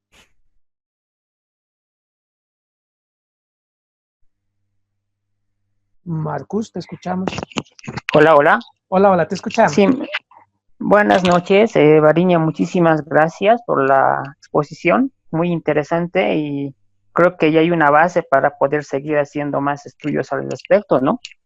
Eh, Quería comentar algunos elementos que has mencionado y creo que es bien importante, ya varios lo han mencionado, por ejemplo, el tema del Qatari, ¿no? Que es de la serpiente, que si uno hace un resumen de todas las culturas a nivel mundial, todas, absolutamente todas tienen al Qatari, ¿no? A la serpiente como un ser mitológico, como un dios. Tenemos a Quetzalcóatl, por ejemplo, en México, que es su dios, que mitad es serpiente y mitad tiene alas, ¿verdad? Que vuela. Y aquí en nuestra cultura también está algo de eso, ¿no? Y que con cierta información y con esto que se va cruzando y hoy en día mucho más, muchos han ido, creo, confundiendo con el tema de los dragones chinos, ¿no? Por las ciertas similitudes y aquí mismo en Oruro varios artesanos, varios bordadores o careteros mencionan, ¿no? Inclusive en los documentales que les hacen, mencionan, esto ya es el dragón que en los últimos años se ha incorporado, lo van mencionando de esa forma, ¿no? Tal vez por la confusión, a veces la transmisión oral que siempre se ha caracterizado en nuestra cultura, se ha ido distorsionando un poquito este tema y creo que va a ser importante, alguien también lo mencionaba, volver a trabajar este tema de la serpiente, del Qatari en nuestras culturas, que no necesariamente es el dragón chino que se parece, pero no lo es, sino que es algo más nuestro. Y lo has mencionado en tu trabajo, que es el Qatari, que está ahí presente en La Paz, en Oruro, ha estado con los urus, ha estado con los aymaras, con los quechos, ¿verdad? Entonces, creo que es bien importante eso de recopilar y volver a sentar esa base, ¿no? Y trabajar también con los bordadores en ese sentido, para que ellos también no vayan distorsionando, porque a veces ellos se apegan, es que el danzarín me ha pedido que coloque de esta forma, ¿no? Hace ratito lo mencionaba, ¿verdad? Entonces, pero también creo que entre danzarín y bordador, creo que ambos tendríamos que colaborar para que no se distorsionen en este caso el tema de los trajes, ¿no? Porque a veces uno por tema de moda lo podemos colocar cualquier cosa. Y creo que eso ya un poquito va distorsionando los trajes, ¿no? Y el otro tema es que quería un poquito, no sé hasta qué punto acá en Oruro, pero en los últimos años los bordadores mencionan aquí todavía hacen el bordado. A diferencia de La Paz, aquí todavía estamos haciendo el bordado. Eso es lo que recalcan. No sé hasta qué punto o en qué porcentaje lo siguen haciendo, pero siempre van mencionando ellos, ¿no? Que todavía aquí estamos haciendo el bordado, a diferencia que en La Paz y allá no lo están haciendo, es lo que mencionaban, ¿no? Habría que hacer un poquito más también el estudio. Creo que en base al trabajo que has hecho, ya hay el tema de los hilos, de cómo se ha ido complementando, ha sido una imposición europea con la colonización, sino que en nuestras culturas siempre ha existido el tema del bordado, pero que con nuevos elementos seguramente se ha ido mejorando, complementando, tal vez aprendiendo nuevas técnicas con los cuales se ha ido trabajando, ¿no? Entonces, creo que eso es también otro elemento que ya hay una base con el trabajo que has realizado, que se puede ir ampliando mucho más, y una pequeña partecita creo que ya se tiene copado, faltarían las otras complementaciones, inclusive en las distintas otras danzas o los otros trajes, ¿no? Y bueno, y algo también que me gustaría puntualizar es el tema de la ritualidad que lo has ido mencionando, ¿no? Creo que no se está perdiendo tanto en los danzarinos como en los bordadores, porque coloco el ejemplo, ¿no? Un maestrito albañil antes de empezar su trabajo siempre hace su picheo, ¿no?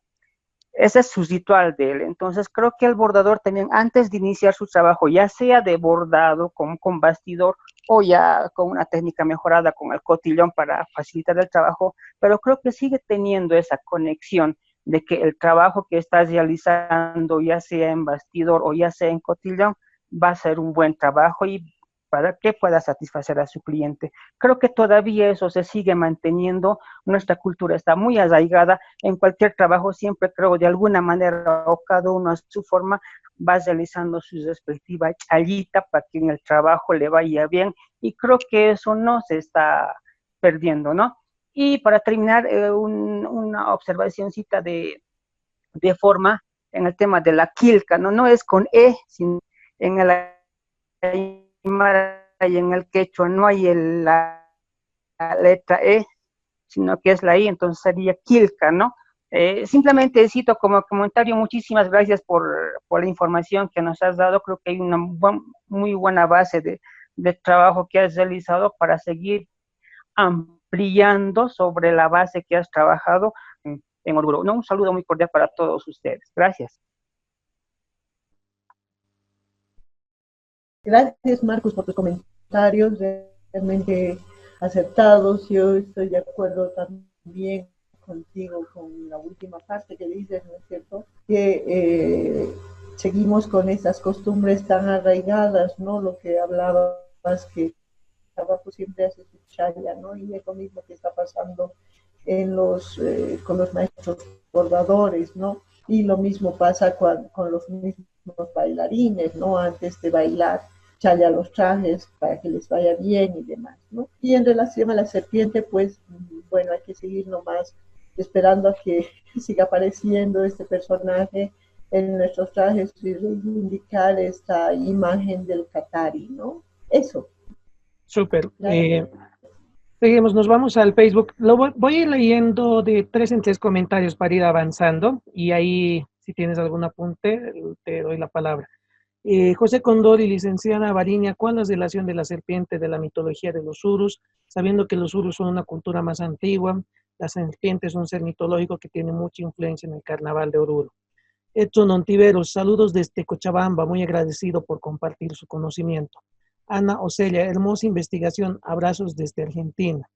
Después Edwin Villarte nos dice, muy importante la investigación presentada por la expositora en relación al proceso histórico de confección de trajes festivos. Sin embargo, es muy incipiente como para explicar una relación precisa respecto a la significación del traje de Moreno, el significado de sus simbolismos y la relación con el danzarín. Además, también es muy importante observar que la visión de la morenada desde el punto de vista de la fiesta del Gran Poder y la de nuestro carnaval de Oruro es diferente. Por eso, los ritos y simbologías tienen distintos significados en ambas fiestas. La ponencia considero que busca explicar la simbiosis entre la cosmovisión andina y la fe católica, pero no es abundante en el tema del traje de Moreno y su significancia. Creo que amerita ahí un comentario, tal vez. Sí, efectivamente, yo creo que este es un principio, es un inicio apenas de acercamiento al significado de lo que les decía, los trajes de morenos y sobre todo del baile. Yo creo que para ahondar más en este tema tendría que hacer revisión en todo lo que es el baile. Como les decía, yo simplemente he hecho un análisis de todo lo que es la materialidad y la iconografía que he visto en los trajes de distintos años de la colección del museo, ¿no? Y mi acercamiento es básicamente al ejemplo que he puesto de Achacachi con el señor Jorge Quisbert, ¿no es cierto? No he ahondado en el tema orureño para absolutamente nada, ¿no? Es simplemente una pequeña parte, es un punto de vista desde la parte paseña, ¿no? Gracias. Yo creo que es un tema complejo, ¿no? ¿Cuánto tiempo te ha tomado realizar tu investigación, la que salió en la publicación? Mira, hemos estado con la investigación cerca de 2 años, Miguel. Y yo con la colección estoy ya más de 10 años viendo familiarizándome sobre todo con lo que es la materialidad de estos trajes, ¿no? Me ha animado, por ejemplo, a hacer un acercamiento a todo lo que son las técnicas del bordado de tipo religioso, que es por donde yo he empezado, ¿no es cierto? Sabía que era una técnica que ha sido introducida, pero no sabía en qué habían sido utilizadas esta técnica. Y obviamente lo más próximo eran esa técnica que era empleada para trajes como las casullas, los mantos de santos y demás, ¿no?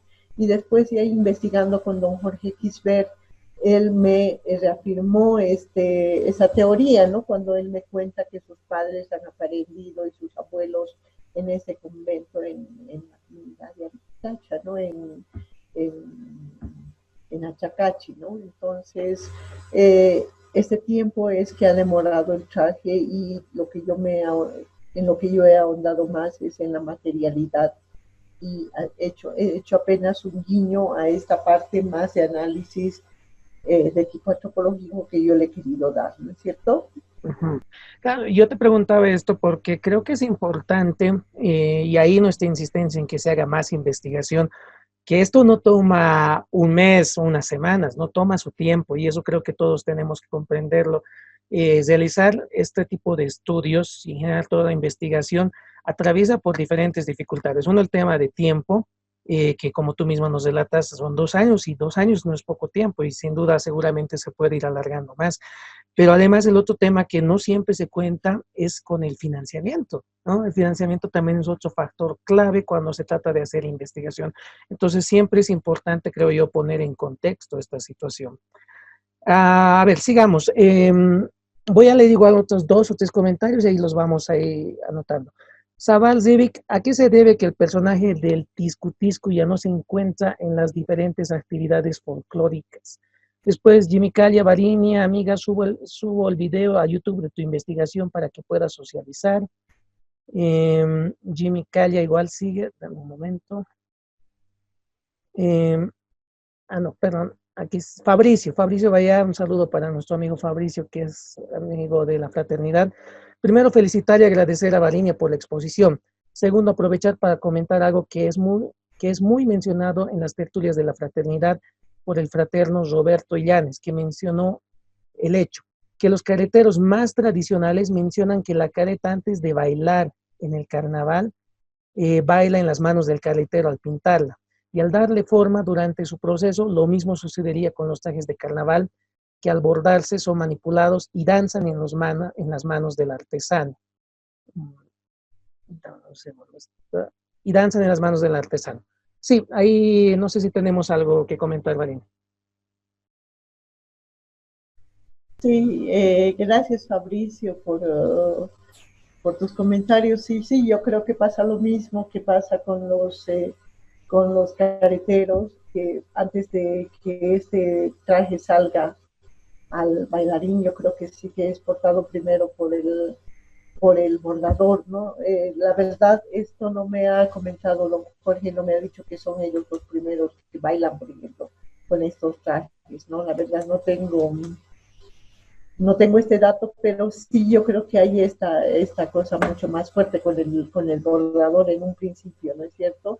De hecho, por ejemplo, cuando don Jorge terminó un par de trajes, él me dijo, pucha, yo ya no puedo ponerme estos trajes porque por mi hernia de disco, ¿no? Son tan pesados que ya no puedo bailar con esos, así que voy a pedir a mis hijos a que bailen en esta primera puesta, la primera puesta que bailen mis hijos, así. Entonces invitó don Jorge Quisbert en ese gran poder que nosotros le seguimos, desde el vestirlo, desde el chayado de los trajes, nosotros hicimos todo este seguimiento a la puesta de los trajes en sus hijos, ¿no? Ellos han sido los primeros que han portado este traje, ¿no? Bien, seguimos. Facebook, Abraham Waitam. Buenas noches, excelente exposición. Una pregunta, ¿los trajes pesados que tienen estructura de cartón fueron introducidos en qué año y por qué se hizo este cambio? José Condori, la incorporación de la cholita paseña en cantidad en la morenada no es un aspecto que distorsiona la misma danza y más propiamente el nombre de morenada. María Eugenia Luc, buenas noches. ¿Podría darnos referencia de algunos bordadores más antiguos y o reconocidos de La Paz? Sí, en relación a la pregunta que me hacían sobre la estructura de cartón de los trajes, esta técnica es la misma técnica que se utiliza, como he mostrado en la exposición, en los trajes de tipo religioso. Es idéntica. La estructura también de cartón está presente en los trajes de tipo religioso. Es la misma técnica, la misma estructura. Tienen los trajes de moreno también que están hechas por los bordadores. En relación a las cholitas, había una pregunta, ¿no es cierto? ¿Qué decía, perdón? Sí, porque hay mucho que no va en contra del nombre mismo de la danza. Sí, bueno, la incorporación de la chola es recién en los años 70, ¿no? De acuerdo a la exposición también que dio David Aruquipa, cuando ellos bailaban, por ejemplo, las cholas o las mujeres no permitían, no eran permitidas, pues, dentro del baile de la morenada. Hasta los años 70, como les digo, ellas simplemente llevaban el plumaje de los morenos, eran simplemente acompañantes para quitarles, por ejemplo, la chaqueta, porque es muy difícil sacarse la chaqueta de moreno o bajarse el pollerín para hacer las necesidades o agarrar la careta, entonces era muy complicado. La mujer era simplemente acompañante y a partir de los años 70 hay una incorporación, sobre todo en el gran poder de las cholas, ¿no? Y lo que me parece importante en esta incorporación es que no se hace ningún traje especial para ellas, ¿no? Ellas bailan con su atuendo, obviamente es un atuendo más vistoso, un atuendo más de gala, diríamos, pero bailan con su atuendo de todos los días, ¿no? Su traje de chola paseña, ¿no? Obviamente más engalanada y todo, ¿no?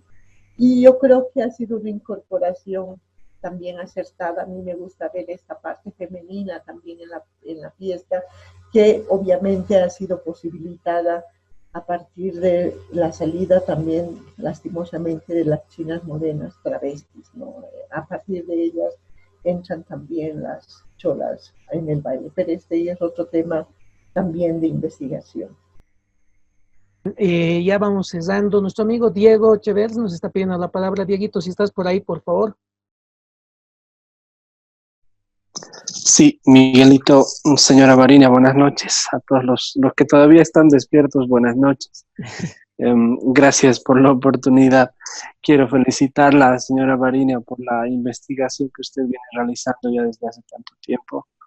Creo que es importante abrir esta senda de conocimiento de uno de los aspectos más importantes de la materialidad de la fiesta, que sin duda queda relegada porque nos dejamos encandilar por algunos aspectos que no son esencialmente los elementos prácticos, ¿no?, de esta materialidad, sin embargo son igual de importantes.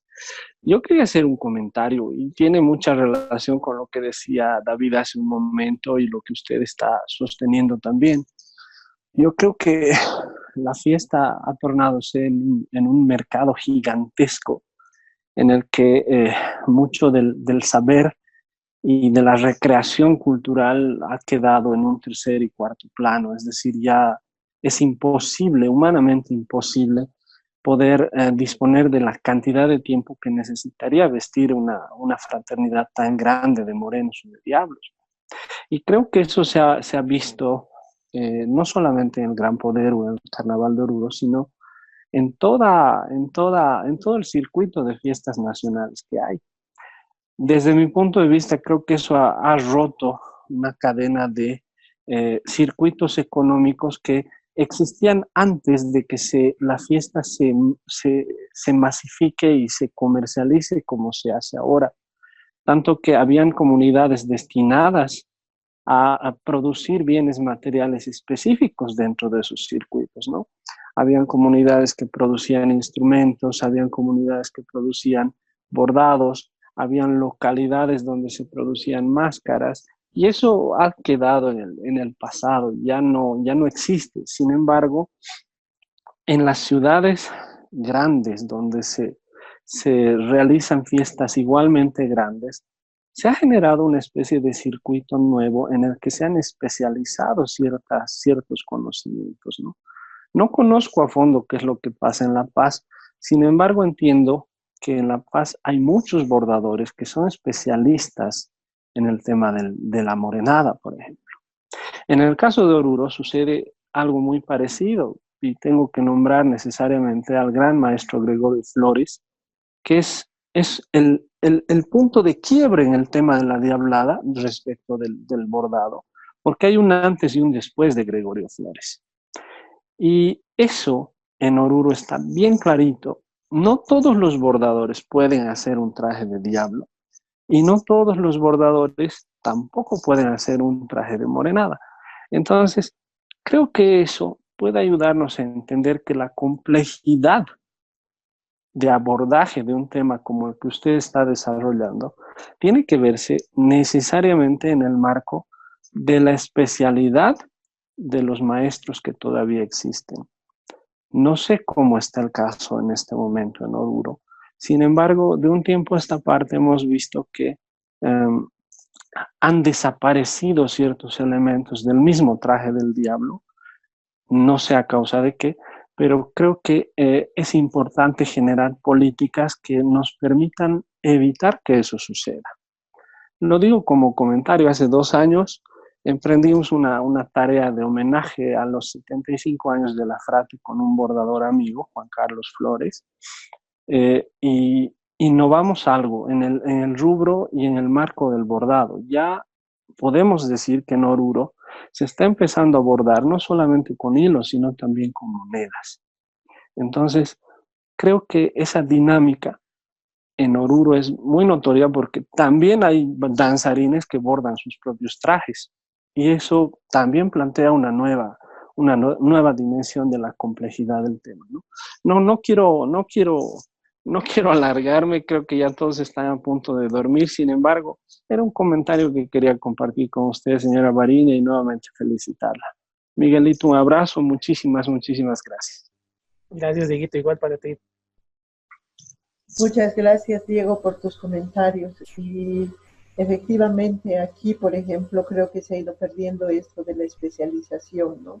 Son muy pocos los especialistas que quedan en determinados tipos de trajes, ¿no? Por ejemplo, había zonas en La Paz, de Oruro no sé mucho o no sé nada prácticamente, pero en La Paz, por ejemplo, toda la zona Collasuyo, que estaba especializado en todo lo que era cuyahuas, o en Los Andes, por ejemplo, que había especialistas en todo lo que era en máscaras de moreno o en máscaras de diablo, y lo mismo en los trajes, ¿no? Esto se ha ido perdiendo por la gran cantidad de bailes también que han ido apareciendo, ¿no? Entonces ahora ya no simplemente se dedican a la elaboración de trajes de morenos, sino también a otro tipo de trajes, incluso de danzas livianas, ¿no? Como tincus y demás, ¿no? Dependiendo un poco de los bailarines y del pedido que hacen estos de trajes también, ¿no? Obviamente ellos, nuestros artesanos, ven también su economía, entonces por eso también se han tenido que dedicar a otro tipo de bailes y, como decía, también abaratar el coste de la elaboración de sus trajes, ¿no? Yo creo que esta masividad también ha obligado, ha llevado a esto a los artesanos, ¿no? Eso nada más. Bueno, creo que ya estamos terminando también, ¿no? Miguel, la charla. Yo simplemente quiero agradecer a todos por su presencia y por haber escuchado este pequeño aporte, pues, de parte mía. Muchas gracias, Bariña. Realmente, como todas las noches, siempre hemos tenido un importante aporte. Yo quiero resaltar que con tu trabajo, y lo voy a poner así, me parece que es un modelo a seguir, un ejemplo a seguir, en el sentido de que nos has dado cuenta y estamos viendo por lo que muchos nos han dicho, no tenemos mucha investigación en este campo, ¿no? Hemos citado un ejemplo, por ejemplo, en el caso de Oruro, pero yo pienso que hay que profundizar más, hay que encontrar más. Tú estás dando una línea que creo que debería seguirse y es importante. Esto justamente con la finalidad de establecer políticas públicas como muchas personas han solicitado. Y el otro elemento importante que a manera de redondear ya la exposición y todo lo que se ha pasado es que creo que tenemos que asumir que hay una corresponsabilidad tanto entre que se mantenga un diseño, un traje, un estilo de trabajo, además de otros factores externos, lógicamente, pero hay una corresponsabilidad entre el propio bordador y entre el danzarín que se encarga del traje, ¿no? Porque existe una sinergia entre ambos, los cuales nos permiten entender cómo es que se ha ido dando un proceso evolutivo. Y a ello hay que agregar el tema también de la disposición de los materiales que existe, que en algún momento son, sin lugar a dudas, determinantes.